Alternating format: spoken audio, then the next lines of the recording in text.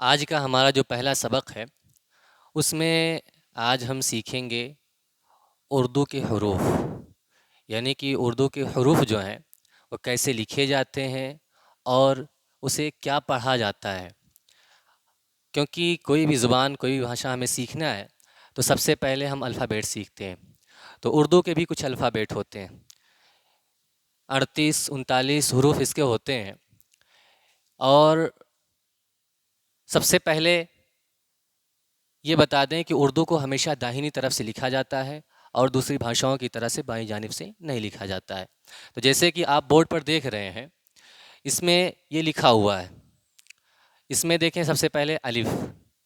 الف الف کا معنی یہ ہوتا ہے جیسے الف ہے تو الف کو ہم جو ہے آ پڑھتے ہیں، یہ ہے آ۔ اور یہ با ہے، اس کو اردو میں ایسے پڑھیں گے الف بے پے، اس کے بعد ہے تے، یہ ہے ٹے، پھر یہ ہے سے، یہ ہے جیم چے ہے خے، دال ڈال زال رے رے زے، اور یہ 3 نقطہ والا زے ہے، اس کو بڑا زے بھی بولتے ہیں۔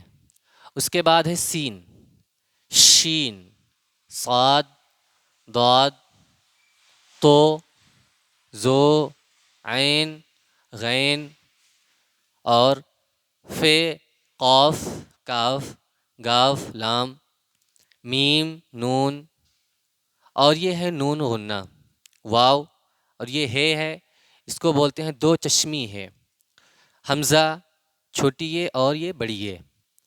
لیکن جب ہمیں سیکھنا ہے کہ اس کو ہندی میں کیسے بولتے ہیں اور کیسے اس کو پڑھا جائے گا، کیسے لکھا جائے گا، یہ تو ہو گیا حروف جیسے جو اردو میں پڑھتے ہیں، یعنی الف بے پے تے ٹے سے جیم چے ہے کھے، اس طرح سے ہم پڑھتے ہیں۔ لیکن اسی کو جب ہم ہندی میں سیکھیں گے تو ہم نے پہلے بتایا الف یعنی کہ یہ ہے جسے چھوٹا آ ہوتا ہے، بے یعنی با کی جگہ پر ہوتا ہے، یہ جیسے با ہے، پے یہ پا ہے، اور تے یہ ہے ٹے یعنی ٹا، اور پھر سے جیم یعنی جا، چے اور ہے، اور خے یعنی خا۔ اس کو بولتے ہیں دال یعنی کہ دا، اردو میں دال بولتے ہیں، ہندی میں یہی دا ہوتا ہے، اور یہ ہے ڈال، زال یہ بھی زا ہی ہے، را یعنی را بھی بولتے ہیں اور ہندی میں بھی را ہی بولتے ہیں، اور یہ ہے اڑا۔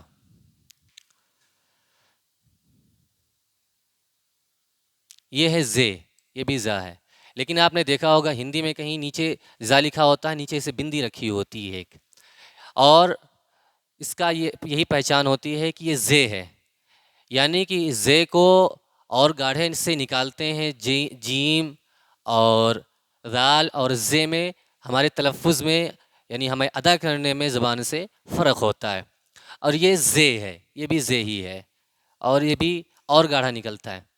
یہ سین، سین یہ سین ہے یعنی کہ سا،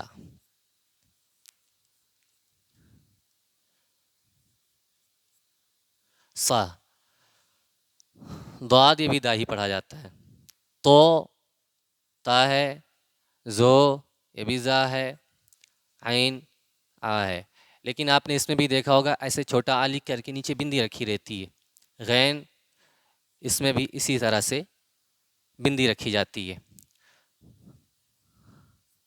فا اور قاف،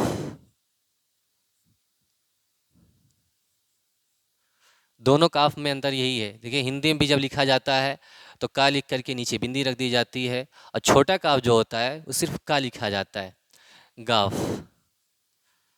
جو گین کا گا ہے نیچے بندی رکھی ہے، اور جو یہ گاف ہے، گاف میں نیچے بندی نہیں رکھنا. یہ ہندی سے ہی پتہ چل جاتا ہے کہ جو لفظ لکھا گیا، جو شبد ہے، یہ غین سے ہے یا گاف سے ہے. لام. اور میم یعنی ماں. نون یعنی نا. نون غنہ یہ ہوتا ہے جیسے جو چند کی بندی ہوتی ہے.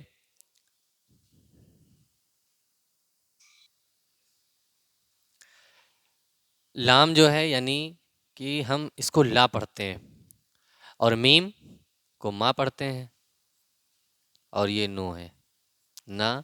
نون غنہ کو ہمیں سمجھنا ہوگا. یہ نون کی طرح سے بنا ہے، لیکن اس میں جو نقطہ رکھا گیا ہے وہ نہیں ہے. اس کا مطلب یہ ہوتا ہے کہ جب بھی یہ رہے گا تو اس میں جو چند کی بندی یا ان کی بندی جو ہوتی ہے وہ اس کی جگہ پر اس کو لایا جاتا ہے. جب آگے ہم آپ کو ملا کر کے حروف کو پڑھائیں گے تب اس میں آپ کو اچھی طرح سے سمجھ میں آئے گا اور ہم اس کو سمجھائیں گے. پھر واو. واو یعنی وا، اور یہ ہا ہے. یہ بھی ہا ہے اور یہ بھی ہا ہے. دونوں ہا کا فرق ہے، دونوں ہا میں بہت فرق ہے، بہت انتر ہے. لیکن جب ہم اس کو ملا کر کے سمجھائیں گے تبھی دونوں ہا سمجھ میں آئے گا، اس سے پہلے نہیں سمجھ میں آ سکتا ہے. یہ حمزہ، یہ بھی آ ہے، اور یا. یہ سارے اردو کے حروف ہیں، اور انہی حروف سے جو ہے پورے کے پورے اردو کے جتنے بھی الفاظ ہوتے ہیں انہی سے ادا کیے جاتے ہیں، انہی سے لکھے جاتے ہیں، انہی سے پڑھے جاتے ہیں. تو سب سے پہلے تو ہمیں ان حروف کو یاد کرنا ہوگا اور یاد کر کے اس کو سمجھنا ہوگا. جب ہم اور آپ اس کو یاد کر لیں گے، اور یاد کرنے کے بعد ہم اور آپ کو اپنی کاپی میں لکھنا شروع کریں گے، تب ہمیں کچھ دقتیں ہو سکتی ہیں کہ اس کو لکھیں کیسے. اس کو لکھیں کیسے، لائن کے اوپر کون سا لکھنا ہے، لائن کے نیچے کیا لکھنا ہے.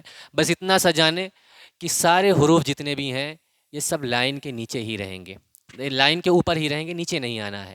یعنی کہ ملا کر کے ہی لکھنا ہے. اور کچھ حروف ہیں جب ملا کر کے ہم لکھتے ہیں تو یعنی کہ لائن سے ہلکا ہلکا، جیسے اتنا جو ہے لائن کے نیچے آ جائے گا، باقی جو ہے ویسے ہی لکھا جاتا ہے، لائن کے اوپر برابر میں لگभग لکھا جاتا ہے. جب ہم ملا کر کے سمجھائیں گے اور پڑھائیں گے تو اچھی طرح سمجھ میں آئے گا، اس سے پہلے کہ ہم اور آپ سارے اردو کے جتنے بھی حروف ہیں ان کو ہم یاد کر لیں. ہاں، اس میں جاننے کی ایک چیز بہت زیادہ ضرورت ہے.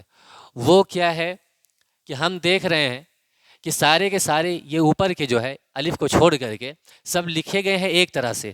صرف فرق ہے چھوٹی سی چیز کا. وہ چھوٹی سی چیز کیا ہے؟ اس میں یہ ہوتا ہے، اردو میں بولتے ہیں اس کو نقطہ. اس کو کیا بولتے ہیں؟ نقطہ بولتے ہیں. یہ جو نیچے بندی دکھائی دے رہی ہے یہ نقطہ ہے. جب ہم اس طرح کے بنا کر کے نیچے ہم نقطہ رکھ دیتے ہیں ایسے، تو یہ با ہو جاتا ہے. یعنی اسی کو بے بھی کہتے ہیں، با بھی کہتے ہیں. جب اسی کے نیچے ہم 3 نقطہ رکھ دیتے ہیں، یعنی وہی اسی طرح سے بنا کر 3 نقطہ رکھ دیتے ہیں تو وہ پے ہو جاتا ہے. اور جب اوپر 2 نقطہ ہو تو یہ تے ہو جاتا ہے. بس یاد اتنا رکھنے کی ضرورت ہے کس پہ کتنا نقطہ ہوتا ہے. کس پہ کتنا نقطہ ہوتا ہے؟ بے پہ کتنا نقطہ ہوتا ہے، پے پہ کتنا نقطہ ہوتا ہے، تے پہ کتنا نقطہ ہوتا ہے. جب تک ہم ان نقطوں کو نہیں پہچانیں گے آگے ہم اردو کو نہیں پڑھ سکتے ہیں. کیونکہ اردو ایسی بھاشا ہے کہ اس کو جب ہم ملا کر کے لکھتے ہیں سب آدھا لکھا جاتا ہے. یہ سب آدھا لکھا جائے گا، جتنا ہے آدھا. پہچان ہم کو کیسے ہوگی؟ اسی نقطے کے ذریعے سے ہوگی. اگر نیچے رکھا ہے 3 نقطہ سمجھ